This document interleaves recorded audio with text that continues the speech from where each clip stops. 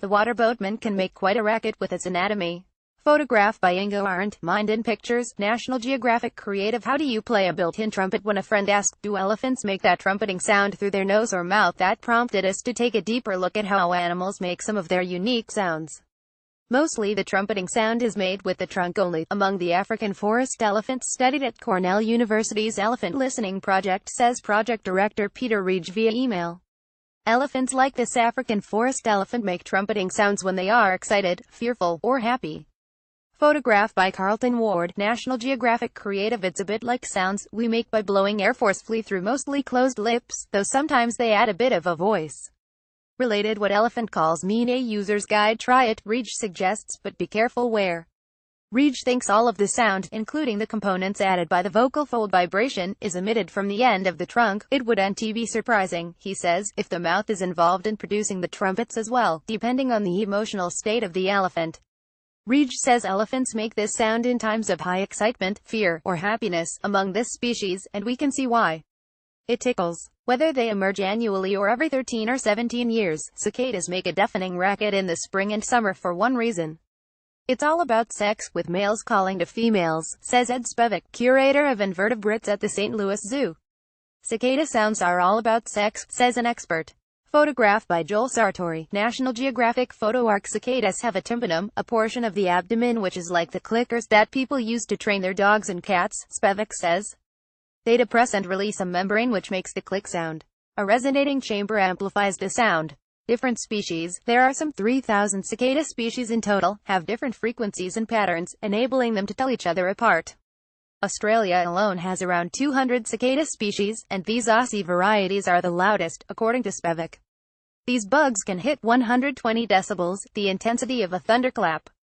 Sperm whales use parts of their heads to make sounds for communicating and navigating. Photograph by Hiroya Minakuchi, Minden Pictures, National Geographic Creative. Sperm whales talk over distance, find each other, and navigate with sounds their noses make. It would be as if we evolved smartphones in our schnauzes. There are two little balloons under the whale's one nostril, which moves air from one to the other, like air spewing from a whoopee cushion, says Shane Jarrow, founder of the Dominica Sperm Whale Project. That air opens and closes a membrane that makes clicking sounds. Whales also use two oil-filled tubes, the spermaceta organ, which bounces sound off the back of the head, and the junk, a segmented tube in the front of the head. Those segments in the junk help to directionalize the sound, so it comes out in a loud, well-aimed beam. This echolocation system makes whales highly successful hunters. For communicating with each other though, whales likely don't send clicking sounds through the junk, so they can be heard over shorter distances and radiate in all directions, Jarrow says. This insect the size of a rice grain is the loudest animal relative to body weight. A world citizen, the tiny water boatman chirps by rubbing its penis across its ridged belly. At 105 decibels, the bug's noise clocks in just louder than a motorcycle. Related world's loudest animals. Bug with singing penis. More howler monkeys have a built-in amplifier for their sounds, making them one of the world's loudest animals.